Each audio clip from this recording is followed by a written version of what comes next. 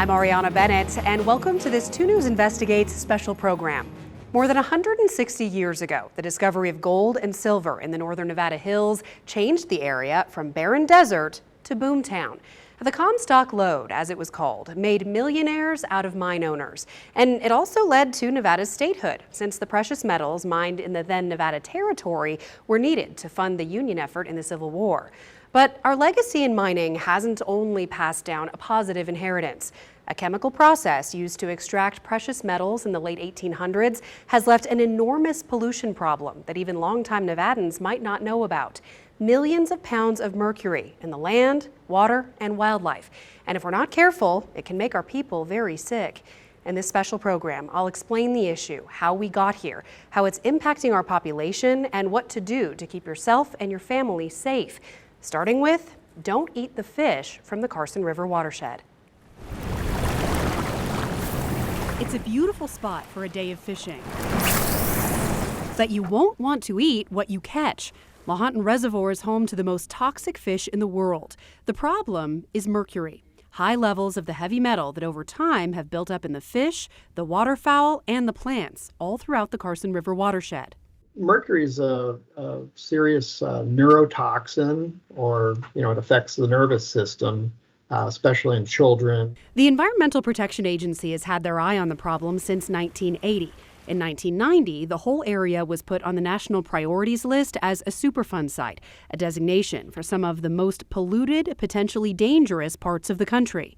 In the 90s, the EPA did some work to clear out some of the most contaminated soil. But the site spans 330 square miles, east from Carson City to the Lahontan Valley, past Fallon, including the Big and Little Washoe Lakes. Because it's so extensive, because mercury is so ubiquitous, it's so challenging to try and locate it all and address it. So, unable to fix the problem for decades, the best they could do is tell people about it. It's safe to swim, it's safe to recreate, catch and release fishing's fine, but we don't want people eating the fish. And for good reason. When it comes to mercury, the EPA and Food and Drug Administration consider 0.46 parts per million in fish to be the limit for safe eating. For example, in tuna, a higher mercury fish, there's a median amount of 0.34 parts per million. In 1981, researchers found a striped bass in the Lahontan Reservoir with 23.65 parts per million, more than 50 times the amount of mercury already considered unsafe. 40 years later, the mercury problem is still very much an issue.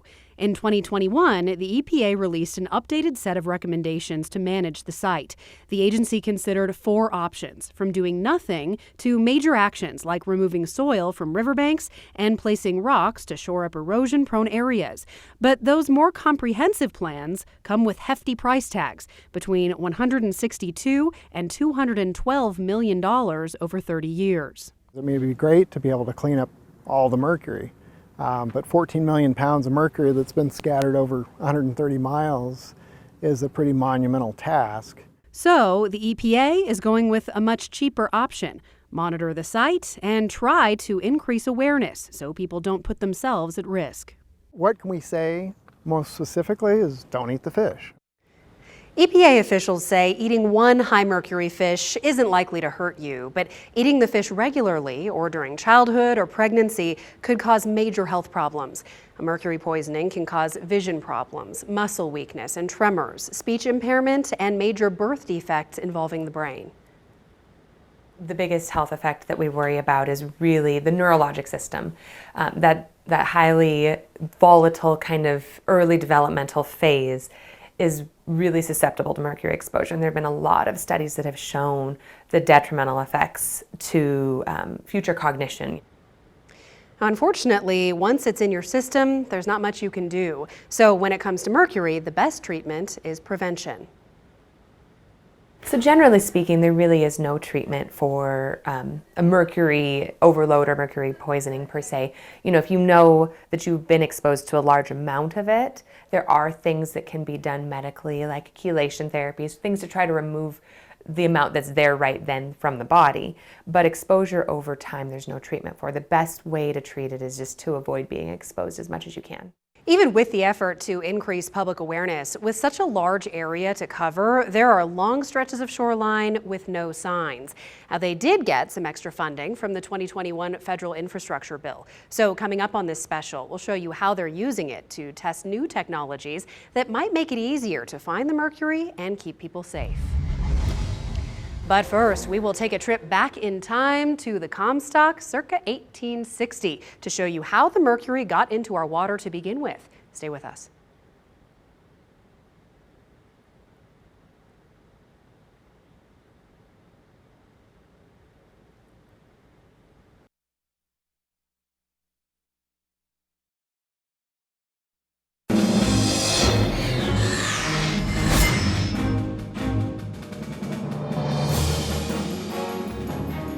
I'm Ariana Bennett, and welcome back to this 2 News Investigates special program on Northern Nevada's mercury problem. As any Nevada school child knows, the precious metals in our mountains put the Silver State on the map. And mining is still a huge part of our state's economy, as well as its identity. But there have been some consequences of the mining boom that happened during the early days of Nevada's statehood. And 160 years later, we are still living with some of them, including high levels of mercury pollution in the land and water. So how did it get there? For that answer, we'll have to go back to the Comstock of the 1860s.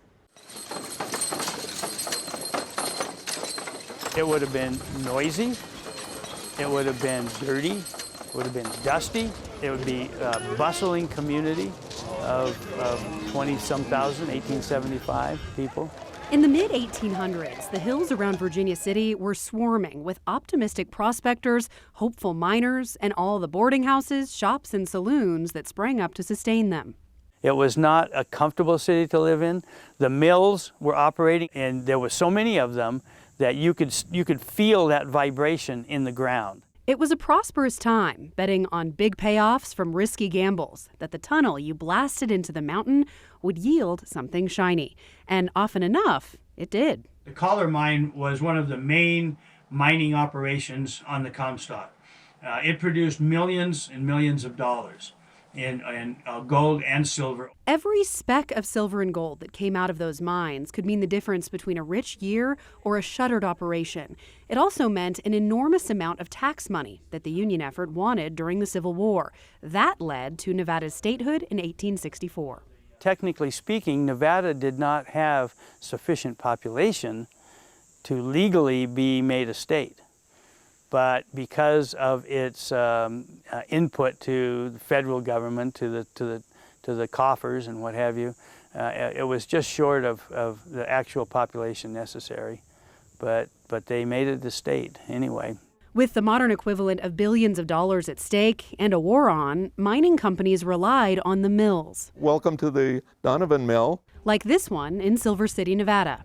Most of the mills around this area were stamp mills, very similar to this one. From 1860 to about 1890, there were 236 mills in this area that crushed the ore from the mines and then processed it using mercury. There was usually a copper plate that was laid on the bottom of the table, and then they would smear mercury on top of that copper plate. And the ore would come out of the stamps, which was ground really fine, and the gold and the silver would stick together with the mercury, and that would be called an amalgam. The mercury was expensive and had to be shipped in from mines in California, so the mills recaptured and reused it. There would have been a fire of some kind underneath that would heat up the amalgam and therefore vaporize the mercury. But a lot of it escaped. There's tailing piles, as you can see, all over the place, where there's some mercury that got away. The EPA estimates roughly 14 million pounds of it got away over the 30-year period between 1860 and 1890, at which point the mills switched to a more efficient method that used cyanide instead. When mining activity eventually dried up, the mills shuttered, many still full of old tailings and the remnants of the mercury used to process it. It might sound unthinkable to allow millions of pounds of mercury to enter the soil and water, but back then, concerns about the environment were a distant second to financial gain. There was many other industries that started because of that, so it made Virginia City a wealthy town, and the whole country, to tell you the truth. 1 million The Comstock Foundation, which owns the old Donovan Mill, is working to preserve that history. They're restoring the site, hoping to get the stamps back up and running, and to open it up to the public for tours. To see the mill site or help out in the restoration effort, we have all the information posted online at 2news.com. Now, the Caller Mine is already offering tours to the public. You can find it on F Street in Virginia City. Now, once the mercury escaped the mills, it washed downstream into the Carson River watershed, where it traveled more than 100 miles into reservoirs and communities, including native lands. How that's impacting the people of the Fallon Paiute Shoshone tribe, as this program continues right after the break.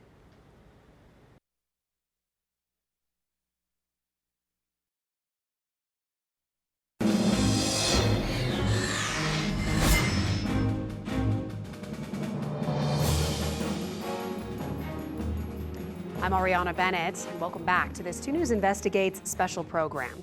Now, if you look long enough at a map of the Carson River watershed, you'll see why it's been so hard to manage the mercury on the Superfund site. The water flows for 130 miles, and any flooding just expands the mercury's footprint. Now, it's traveled from the mill sites around Virginia City through the Dayton area to the Lahontan Reservoir and out past Fallon into the Stillwater Wildlife Refuge. And on its journey, it passes right through reservation lands of the Fallon Paiute Shoshone tribe, where it's impacting the people and their customs. It knows no boundaries. Where it goes, it affects everybody. Unlike some of the other parts of the Carson River Superfund site, on reservation lands, the people know about the mercury problem. It's a health concern for all of us here.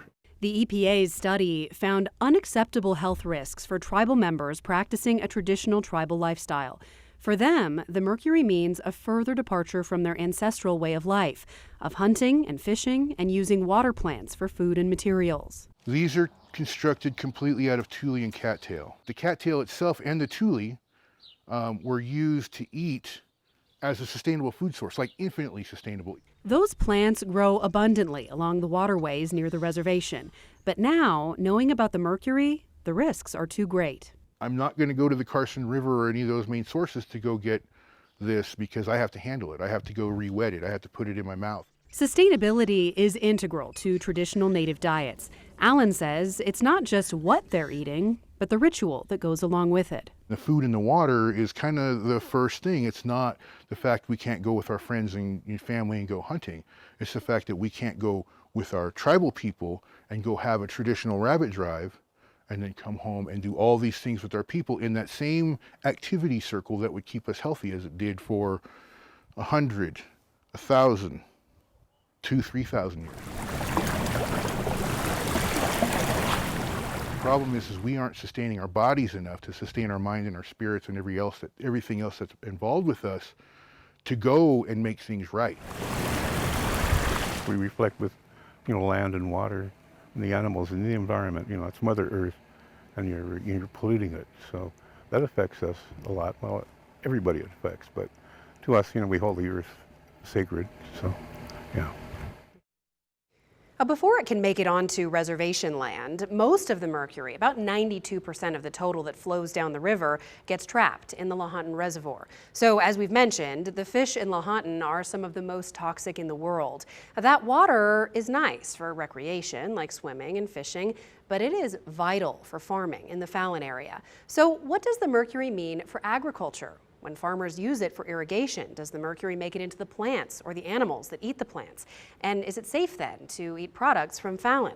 Well, if there's one good piece to the mercury puzzle, it's this.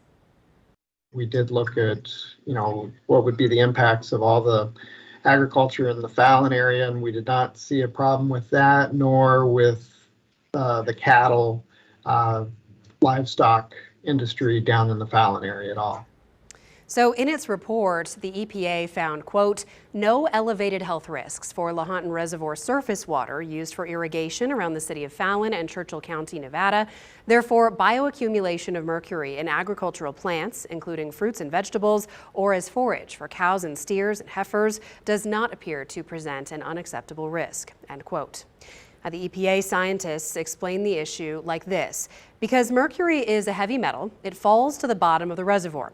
Down there, the smaller fish take it in, and the bigger fish eat the smaller fish. And over time, the mercury builds up, what they call bioaccumulation, into toxic levels. Closer to the surface, where the irrigation water comes from, the mercury levels are lower. So both the water for irrigation and fish that stay higher up in the surface water are safer. So, bottom line, if you're worried about your Fallon Hearts of Gold cantaloupe, don't be. They also say fruits and veggies people grow in other parts of the Superfund site are safe too. While the irrigation water might not be an issue, rain and floodwaters are. They've washed mercury out of mine tailings, riverbeds, and reservoirs, and it's soaked into the soil. Over the decades, some of that land has been used for housing, and the people who live there might not even know. So after the break, we'll look at the efforts to find the contaminated soil and how homeowners can check if their land could be toxic.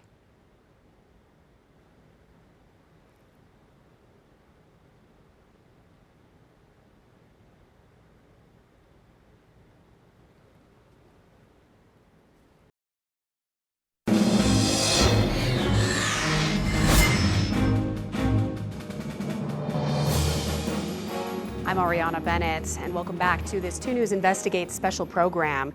The mercury we've talked about so far has a major impact on water use, like fishing.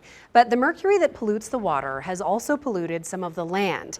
And as Northern Nevada's housing crunch continues, developers are looking for new places to build, including land that's on or near the Superfund site. This type of mercury is mostly dangerous if it's ingested. So mercury in the soil isn't likely to harm you unless you eat it, which for most people is not a problem. But if you have kids who like to play in the dirt, it could be. And there are a lot of families who already have homes in the contaminated area and may not know it. That looks great. Okay, so we want to do grab samples here too? Yeah. Here we're looking for metals. We're looking primarily for mercury, arsenic, and lead. Lead? 1200. And Mercury 185. Okay. It's pretty hot. Researchers from the Environmental Protection Agency are on the hunt for an unpredictable danger that's been moving and expanding its territory for more than 160 years. This part of 6 Mile Canyon is just a tiny slice of a 330 square mile area from Carson City through Fallon, considered potentially contaminated with mercury. In 1990, it was listed as a Superfund site, a designation for the most polluted parts of the country. As we mentioned earlier in this program, the mercury comes from old mill sites that operated during the heyday of the Comstock lode. Some of that mercury was reclaimed, but the EPA estimates about 14 million pounds of it ended up washing downhill from 236 mills into the Carson River watershed and the surrounding land. In this part of the site, we look near the mill sites and kind of the drainages, where water goes over time. And so floodplains, drainages, anything like that, that's where we'd be looking for mercury. Finding all the high concentrations of mercury here, though, is a needle in a haystack problem. There's only so many soil samples they can take, and getting lab results is a slow process. Sure. Okay. So during this site visit, they're using funding they've received through the 2021 infrastructure bill to test new technologies that could make the search way more efficient. And then if you look at bare soil, it looks way different, right? There's a lot of minerals in here that we can measure or detect using this instrument. We're able to see in real time all of these metals, and then we record the data for later. If these scanning technologies show results that match the physical soil samples, then they can use them to scan much larger areas. Accuracy 2.7 feet. Not bad. And most importantly, let people know if they find high levels of mercury on their properties and fix it, something they haven't been able to do on a large scale before. Usually the path we go is taking off the top 2 feet of soil and covering it with new clean soil, or sometimes just capping the soil, putting new soil on top of it. Some landowners in the Fallon and Dayton areas have already gone through this process. And as our housing crunch continues, more developers are eyeing open land like this, inching ever closer to the Superfund site boundaries. Lots of homes and economic development in the area, so there are houses being built along the highway, and it might end up in this direction. Now, there are a lot of homes that are already built within the Superfund site, many built before it was even established in 1990. So if you think you might live in one, the EPA does have a website where you can check your address. To do that, you will go to this site. It is the main page for information on the Carson River Superfund site. You go up here to the top where it says Address Lookup Tool. Then you're going to scroll down to the address lookup box and go ahead and type in your address. And I'm going to use the one here from the old Donovan Mill site because we know that that one is in the Superfund site there. So you can kind of see it's going to come up with some suggestions. Click on the one you want. It's very important, otherwise it won't work. And then as you can see, it pulls up results showing that you are in fact part of the Superfund site there. And then it gives you instructions on what you can do if that's the case.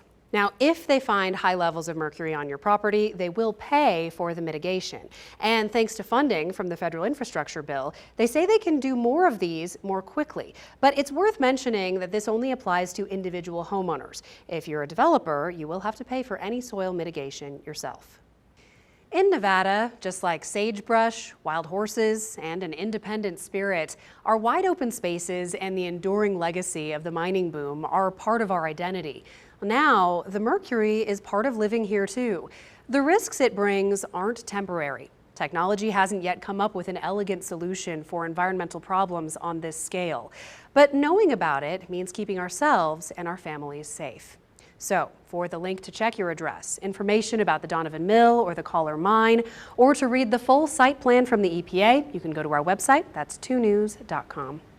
Thank you so much for joining us for this 2 News Investigates special program. I'm Ariana Bennett for 2 News.